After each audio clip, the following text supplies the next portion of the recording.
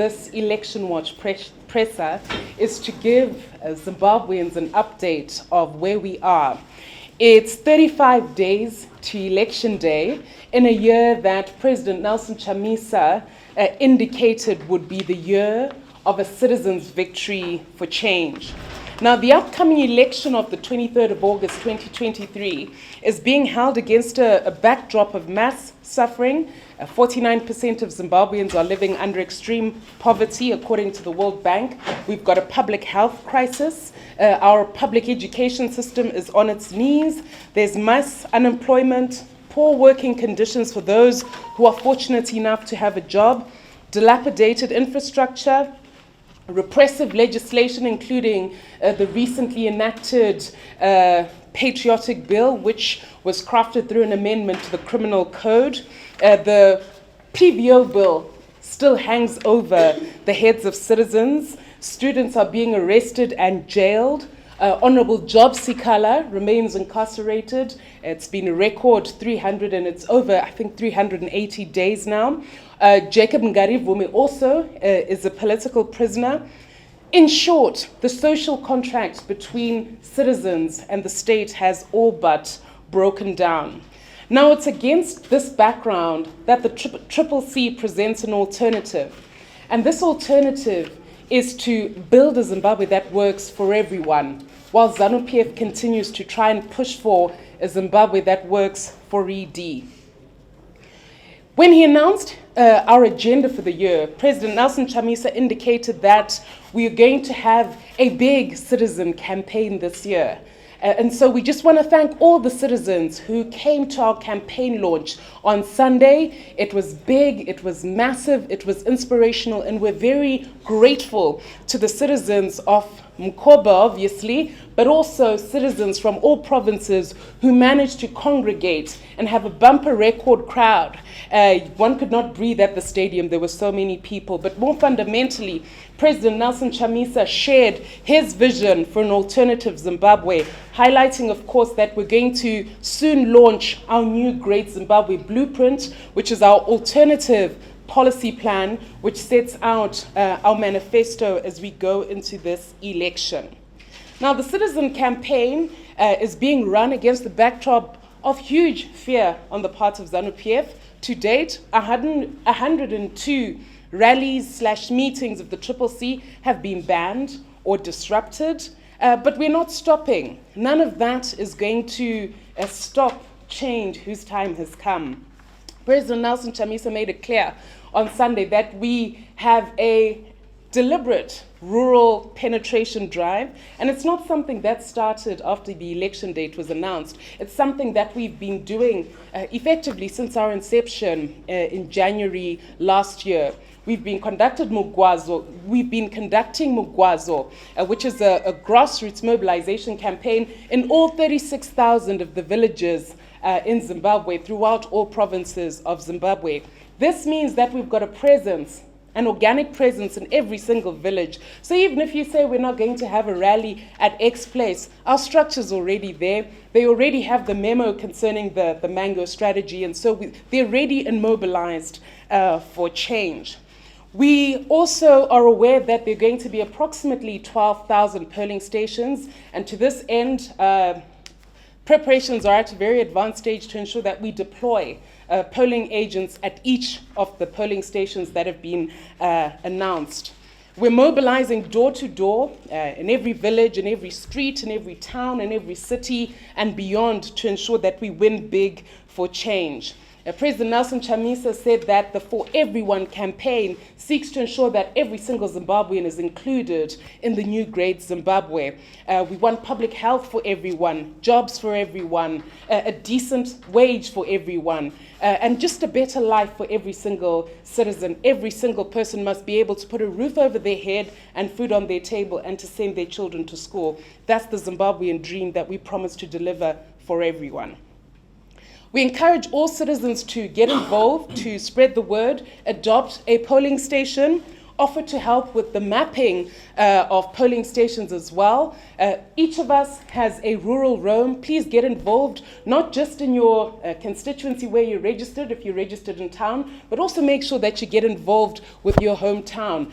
Find out who the MP candidate is, find out who your councillors are, and offer your support on the ground. Of course, not all of this work can be publicized. Some of it we have to do in a subtle way to ensure that our opponents don't try and strangle the people who are working extremely hard and tirelessly for change.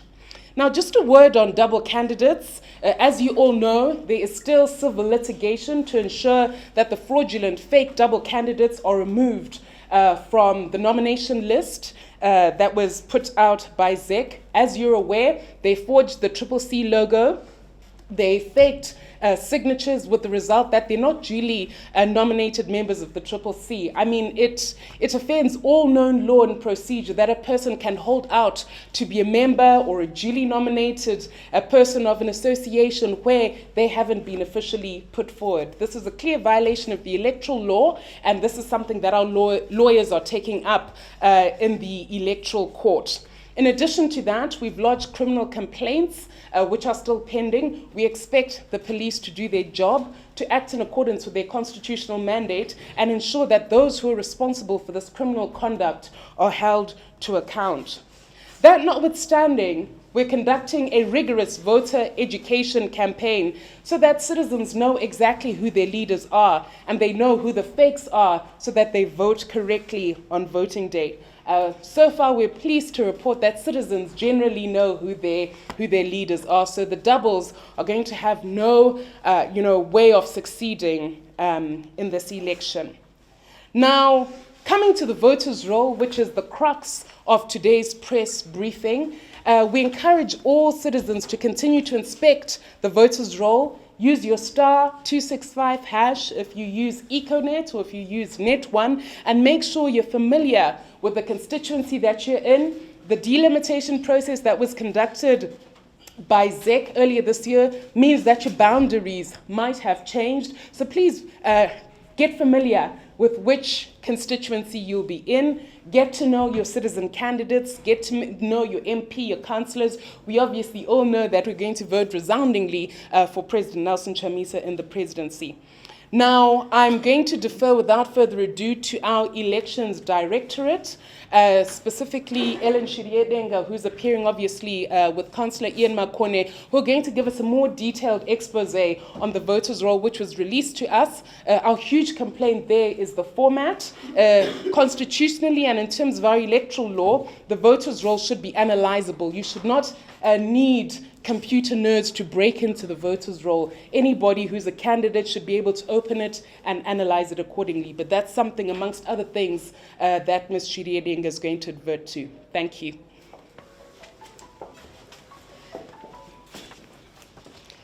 Good morning, everyone.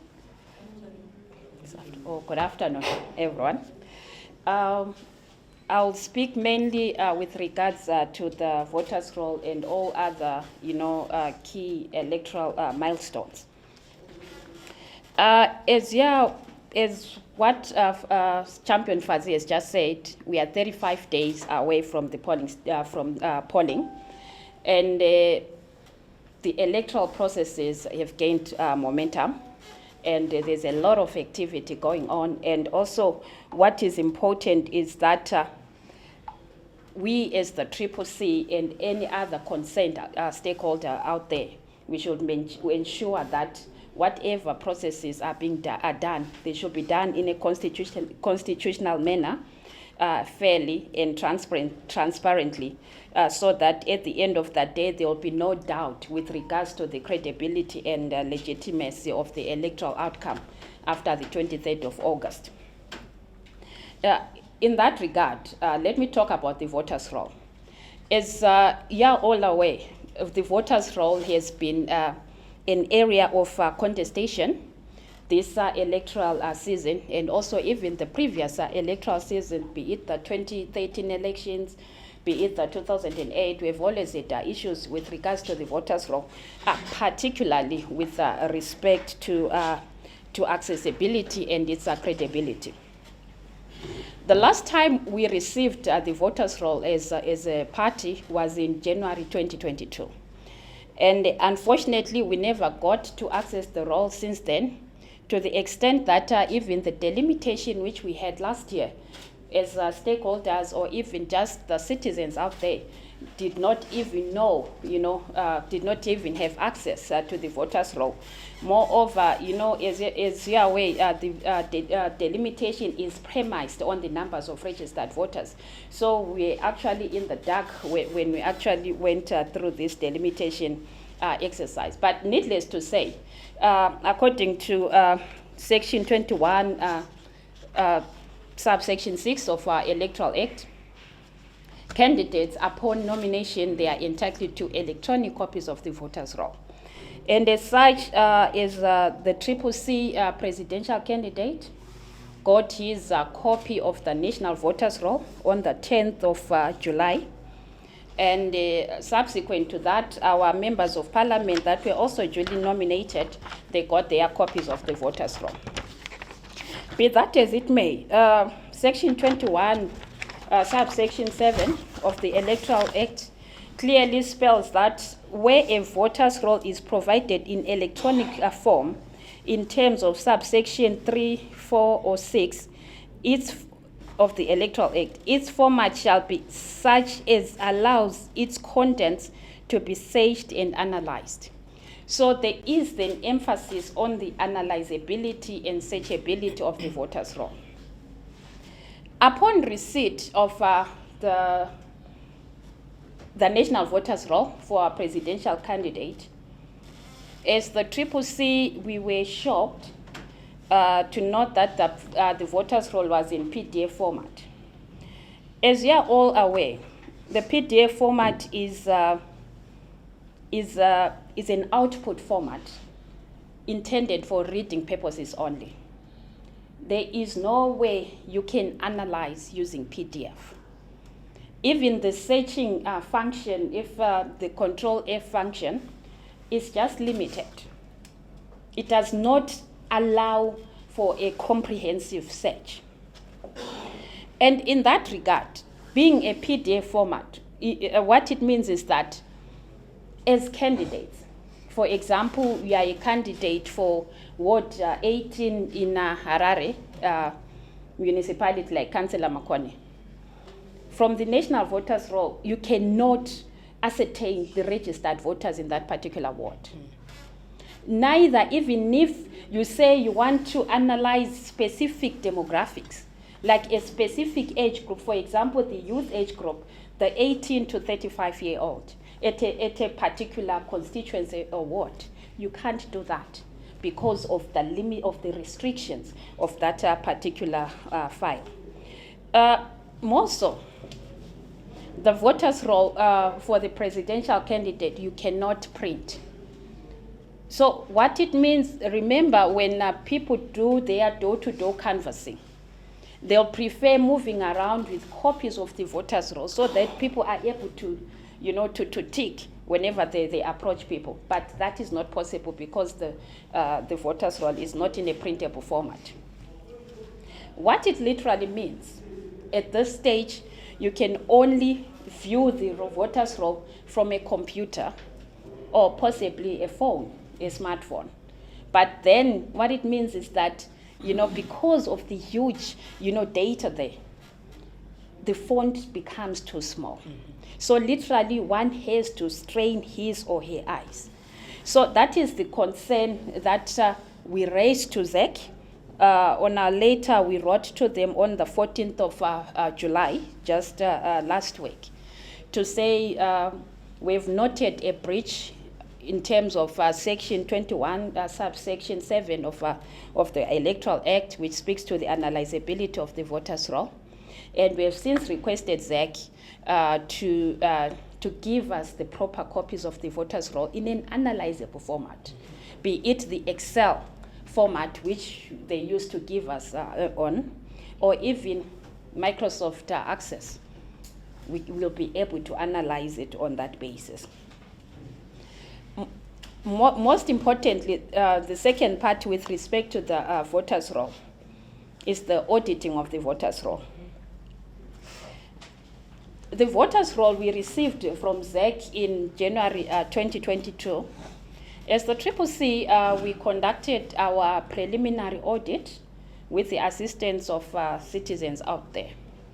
And we unearthed a lot of anomalies. Further to that, the voters' roll inspection, which was conducted in May this year, we also noted a lot of discrepancies, which were actually more or less the same with those that we noted upon auditing the voters' roll in January. Like, for example, we had cases which was mainly peculiar in Bulawayo. A lot of people, we had their names missing from the voters' roll. And we even wrote to ZEC to request ZEC to address those issues in our letter dated the 30th of May, and of which unfortunately we never got a response to that effect. So with issues of missing names, thousands and thousands of people couldn't find their names. And also the first-time voters were also affected. Just as I was coming here, I got a call from about 20 people from Chitungwiza, who were first-time voters. They couldn't find their names on the voters' roll that were given last week. So we still have a problem in that regard. And also the other problem that we noted was, remember, we have a new delimitation boundaries. We realized that there was, in some areas, they were mixed up with regards to the polling station and the new boundaries.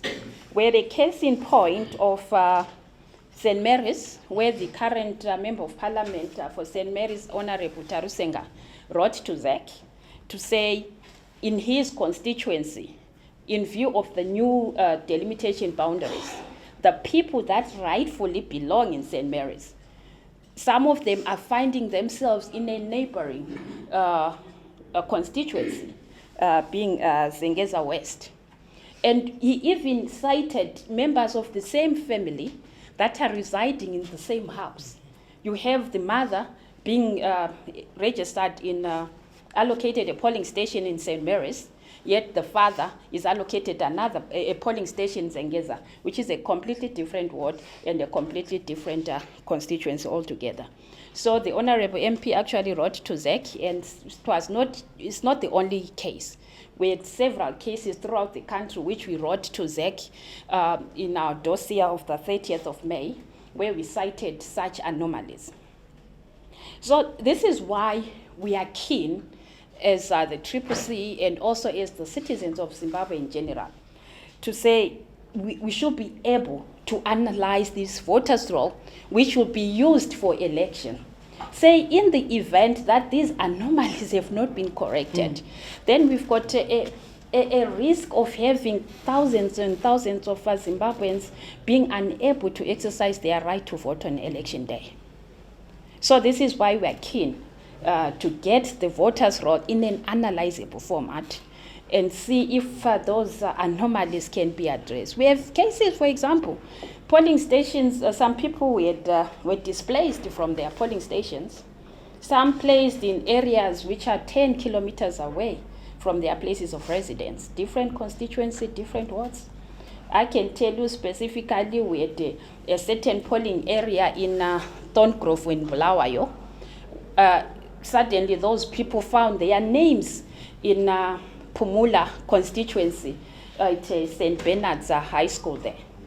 So those are some of the concerns that we raised, and it is our hope that we'll be given the opportunity to analyze this voters' roll as soon as possible and ensure that corrective measures are put in place before the election. You know, our president always says the voters' roll is like a syllabus for every academic, study. In the event that you study a wrong syllabus, then we are likely to fail the exam. So as Zimbabweans, we wouldn't want to fail the exam because of the voters' roll issue. The second issue which I intend to discuss is that the issue of the double candidates. Champion Fadzi did allude to the crisis that we have on the double candidates. Just maybe a point of note. We have 20 House of Assembly double candidates. 15 are in Harare, 1 in Marondera, 1 in Kariba, and 3 in Bulawayo. And with respect to local authority double candidates, we have 18 of them spread across Bulawayo, Marondera Municipality, and Ngai RDC. What we noted as a party, remember, if you go to the Electoral Act, once after the sitting of the nomination court, a day after that, the public is given the opportunity to go and inspect the nomination papers. Upon hearing that we had double candidates, and knowing very well that, those people were not duly sponsored by the party, we went to inspect the papers which they lodged before the nomination court. We discovered that, firstly, those people forged our signatures of our designated officials that were authorized to sign. That was in Bulawayo, in Harare. And also, secondly, we also noted that in particularly Ngai RDC and Bulawayo municipality, the council wards, there was a new list of signatories that were not authorized by the party.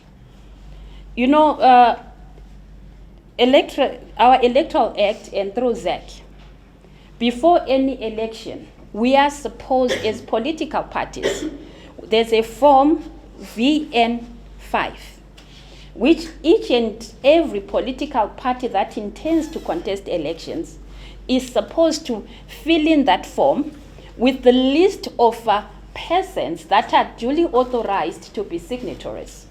And also at the same time, there should be specimen signatures. And we did that as the CCC. We filled in the VN5 forms. We submitted that to ZEC for our national authorized signatories and also the provincial authorized signatories. So ZEC had the list of those of our people. But to our surprise, they accepted nomination papers that were signed by persons that were not duly authorized by the party. And those persons, let me just mention the 3 of them that signed on behalf of the party but not authorized. We had someone by the name of Mbuso Siso, Sengezo Chabangu, and Jabulani Ngobi. So those signed for double candidates, which were not authorized by the party, and neither were they authorized by the party to sign. The other issue that we noted in terms of the anomalies with the papers lodged by these double candidates was the symbol, the party symbol. Our party symbol, which we submitted to ZEC, was in black and white, the head of our president, Chamisa, and the paper used was gloss paper.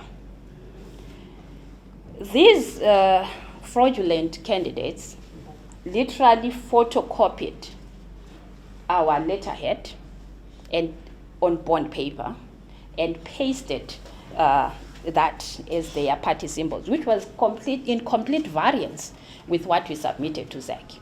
And even the Bulawayo one, I understand their symbol had actually a yellow background. Yet our official symbol as a party, the background was black and white. So Be that as it may, we felt the nomination court did not exercise due diligence in terms of scrutinizing those papers. So this is why we wrote to ZEC on the 24th of June, highlighting that concern to say they've approved papers for persons that were not duly authorized by the party. The response from ZEC was to the effect that, as far as they are concerned, they did not see any reason to believe that those persons were not duly sponsored by the party. Resultantly, we've taken our issue to court, and just as well as we speak, the Electoral Court in Bulawayo is sitting just now to deliberate on this issue of the double candidate and some other issues. And also, we laid criminal charges with an RB number, which we got from Law and Order. Actually, Councillor Makone is the one who actually went and made those criminal charges. What we are being advised by our lawyers in that regard is that what's currently stalling the progress with respect to the criminal charges we laid is that ZEC is yet to us to submit the exhibits, being the nomination papers that were signed by these fraudulent candidates. So our lawyers are working on that. We are waiting for ZEC and the Law and Order to revert to us. Let me just point out something, the last thing with regards to double candidates. As a party, we did our own internal investigations. And you can tell that clearly this double candidature issue is well coordinated. FAS is involved in terms of sponsoring these candidates. You know, even if you look at some of them, you can clearly tell that this person cannot afford the $1,000 that they paid as the nomination fee. And we did our investigations, and we told, we unearthed that FAS actually paid for them. FAS actually tried to convince some of our colleagues in the CCC to stand as double candidates, but refused. But some fell for it, and we have persons that were actually part of our processes that did not make it, but decided to stand as double candidates being sponsored by FAS. And the second category of these fraudulent candidates is that of people that are staunch ZANU-PF activists. I can cite, for example, we have the ones contesting in Chitungwiza North by the name of Nyashadzashe Enoch Chitoro, and also we have Christmas Goremu Sandu, who is contesting in Sunningdale. Those are known ZANU-PF activists. Even if you go to their Facebook, Twitter profiles, you'll see them in ZANU-PF regalia, although find some, I understand they've pulled them down. But those were not our members. And even if you go to the database of CISP that conducted our candidate selection processes, they are not even there. They did not participate. But suddenly, we find their names on the nomination papers, purportedly being sponsored by the CCC. So this is how fraudulent and deceitful these people are. I think the aspect of the political playing political field, I think Fadzi did speak to that in terms of our numbers, our rallies that have been banned, you know, the violence being intensifying throughout the country, and having our, candidates being arrested. For example, we have members of parliament, candidates Three of them that were arrested just last week. The one for Masvingo Ebe, Advocate Martin Mureri, Bedzisai Gasra for Masvingo West, and Clifford Tlachwayo Chipinge South, and also with Koban Madzivanika, our candidate for Mbizo. Those four were arrested just last week and this week. So that is a cause for concern. And mainly, the arrests are due to them, for example, for Clifford Chipinge South, he was just, doing his door-to-door canvassing and with the cars, with posters and on, but then he was accused and charged. The charge was possession. So which it came to us. Yeah, for us, we don't know if MOPA is such a provision, but clearly it's not there. So that is a cause for concern. But and the violence is intensifying. But then what we simply want to reiterate as the CCC is that, all this shows that ZANU-PF is in a panic mode. And also that ZANU is not prepared for a free and fair election. Nevertheless, we continue thanking the people of Zimbabwe for their resilience and their undeterred spirit, to the effect that they want to cast their vote for their preferred candidate come the 23rd of August. The fourth issue is with regards to polling stations. The electoral law states that polling stations should be gazetted 21 days before polling, and that should be on the 2nd of August, according to the ZEC calendar. Be that as it may, we take leave of Section 51 of our Electoral Act, which speaks to what is expected of, when establishing polling stations.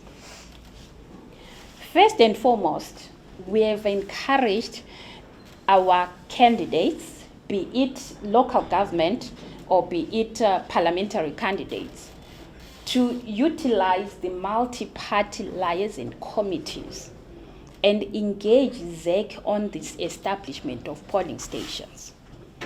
Because we've been hearing concerns when some of the polling stations, that have been there or that are there on the voters' roll that has just been issued out, to say some of them are unknown, they are new, and there are questions with regards to the voter population there. And so we've asked our people to engage ZEC. And more so,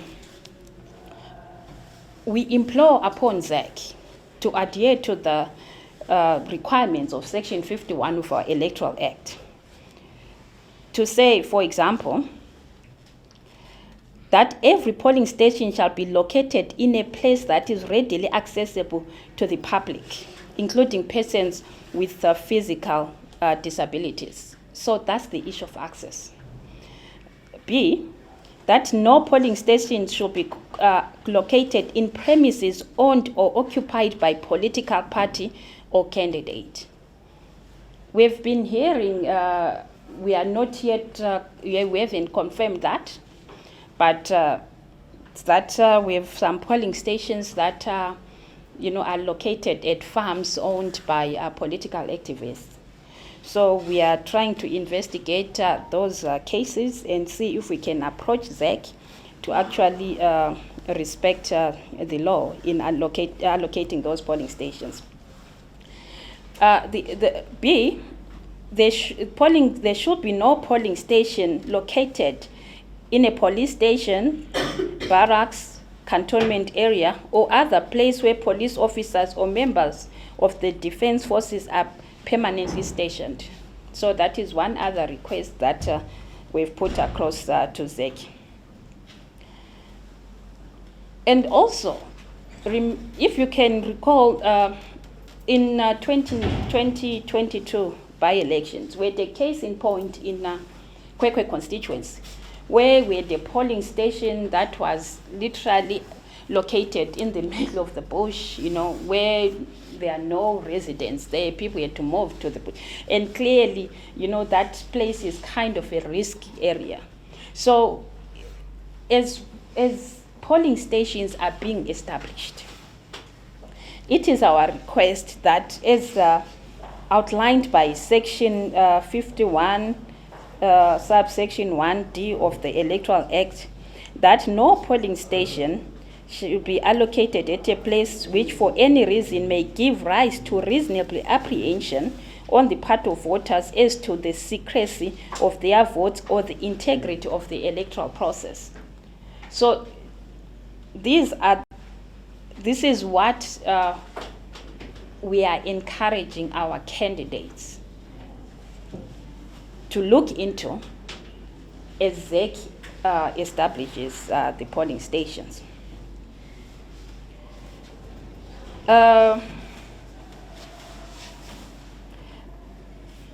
Also, with regards to polling stations, there's a notable scenario which we observed during the voters' roll inspection, where we had cases like in Southerton, where a polling station, which was a polling inspection center then, was allocated to 2 different wards. And that is clearly, a breach of the law. And we expect polling stations to be assigned to a specific ward, just as well we have a case in point, Clayton Farm Hall, here in Harare East. That farm hall, we have remembered their polling streams A and B. A should be allocated to Ward 9, Harare East, and then B is allocated to Ward 18 in Harare East. And that creates confusion. And we would ask ZEC to rectify that, because as far as we are concerned, the delimitation boundaries are clear. If, say, this polling station is Ward 18, let Ward 18 persons vote in that particular polling station, and not to mix up the 2 wards. Lastly, with regards to polling stations, I think we've noted that in the voters' roll that we've been allocated, the polling station codes have been removed. A polling station code is like an identity card number, right? An identity number, sorry. And that is unique to a specific person. But then if we have polling stations that do not have codes, at the end of the day, it becomes difficult, to account for polling stations. So, and that's when you see the risk of polling stations being moved, clandestinely. So this is our request to ZEC to say when they gazette the voters' roll, they should also include the polling station codes. So those are the 4 issues that I wanted to talk about, and I thank you for now. Thank you very much. We're going to make a detailed written summary of Ellen's submissions available for the press, so please just look out on our channels. We're also going to circulate it amongst our journalist groups on WhatsApp, Twitter, Facebook, and so on, so please look out for that. Now, with your leave, Councillor Makone, I'm going to just take a few questions. As usual, please indicate your name, the news house you're coming from, ask 1 question so that we can have quite a few. Yes, sir. Thank you so much. My name is Manashima from CCC. We'll need you to speak up so that we hear your question. My name is Manashima from Sources Media News Agency. So my first question is, 2 questions. In the event that these anomalies are not corrected, that she was highlighting, what are you going to do as a party? Are you going to boycott the election process, or are you going to proceed? Sorry, just 1 question at a time so we can cover a lot. What are we going to do The CCC has consistently said that ZANU-PF can never win a free and fair election in Zimbabwe. We know that electoral malpractices are in their lifeblood. They're going to try and rig no matter what. So the first and most important call to action for every citizen is that we need to win big. We need to vote big, defend big. We need to ensure that we all stay at our polling stations. Our polling agents will be in place so that there is no scope for these electoral malpractices to take root. We're going to use every single tool available to us. We're going to use litigation, obviously. We're going to use political pressure, but we're also going to use our own internal mobilization. The CCC, we're not crybabies, we're champions for a reason. So we're going to fight and fight hard. And ZANU-PF's posture tells you beyond any doubt that they know that we're no walkover. They thought they buried us after they did their shenanigans with the NDC alliance, and yet here we are, the biggest political party in the country. So we're going to fight. They must expect that we're going to fight hard so that we win Zimbabwe for change for everyone. Next question.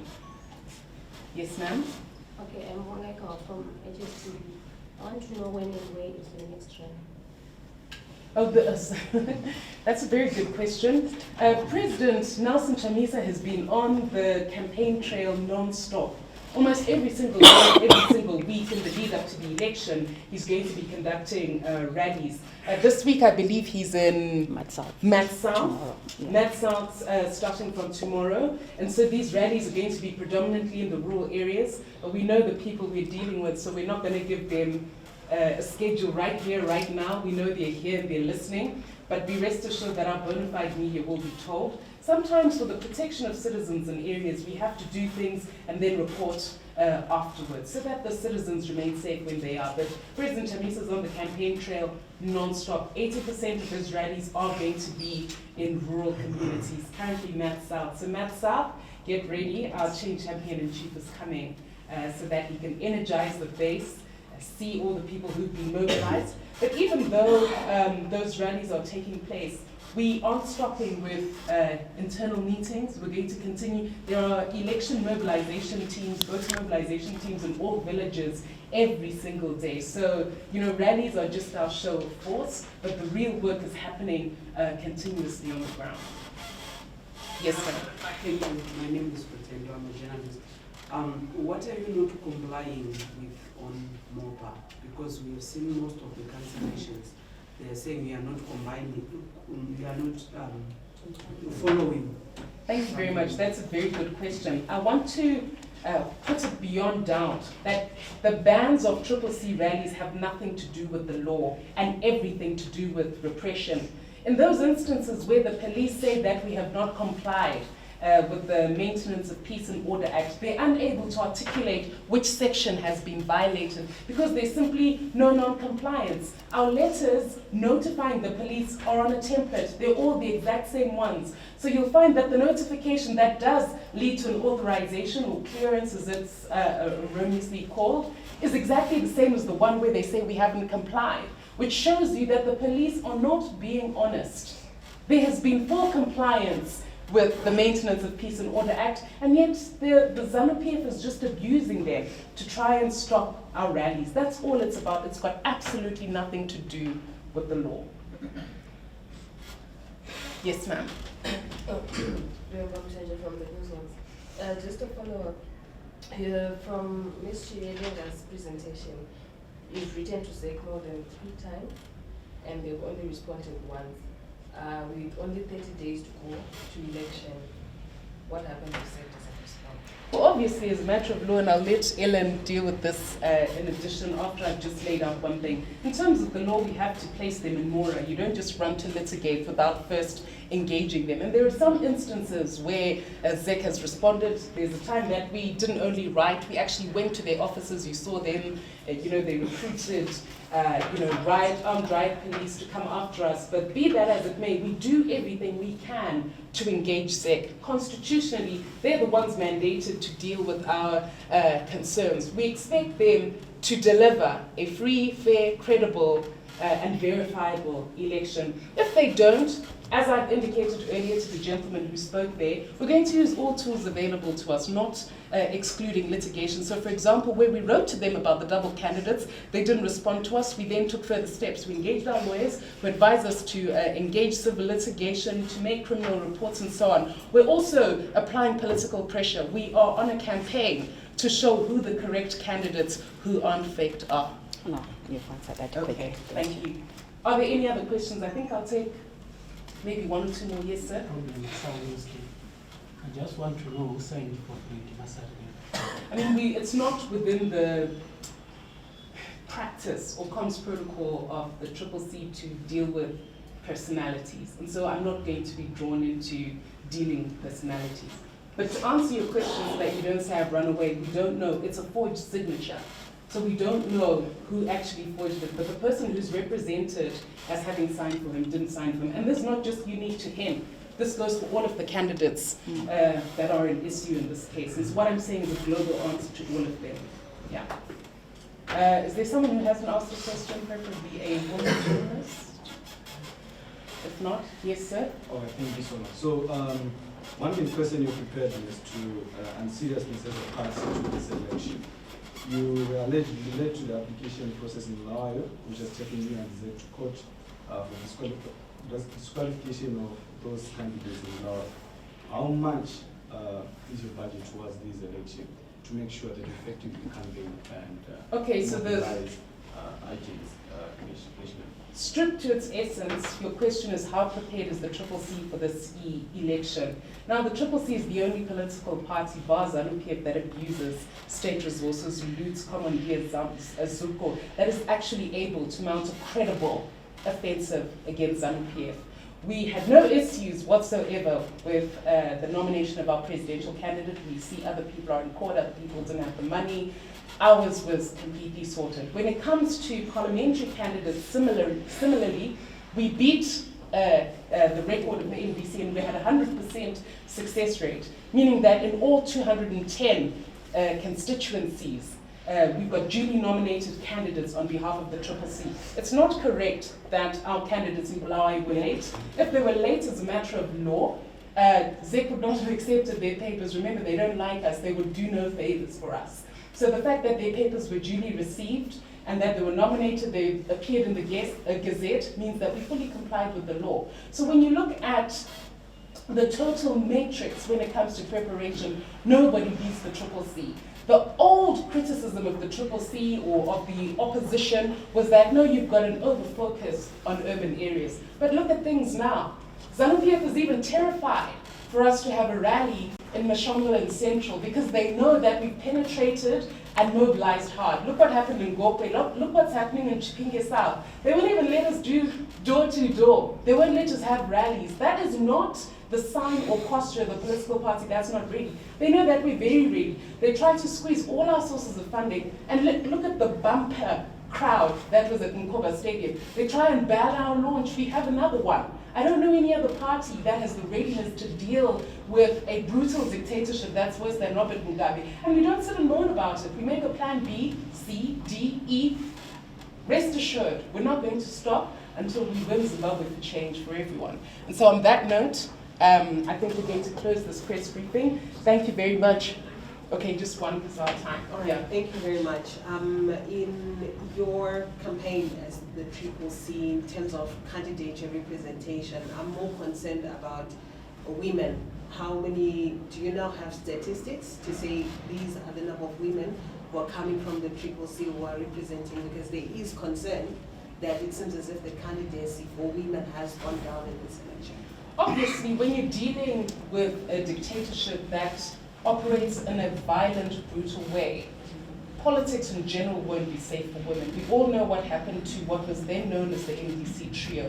When women, even yourself, look at that, they shy away from politics. And there's nothing that the CCC can do about it. However, we have a gender parity policy. And you will see, even with our constituency seats, that we are doing our best to give space to women who have the courage, who have the competence to stand. We ensured that all our quota PR seats were filled.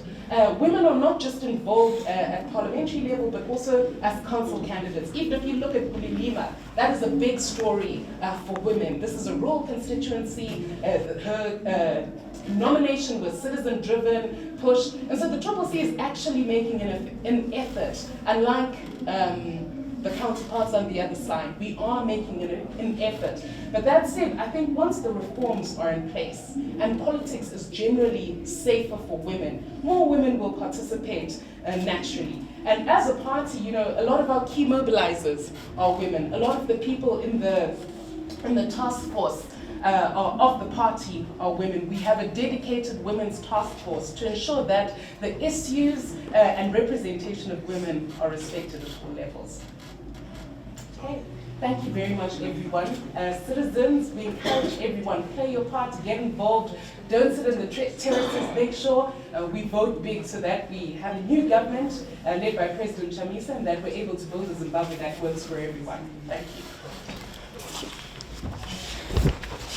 Summary of the press conference in short. Okay, what? Press conference in short. What I'm so sorry about that.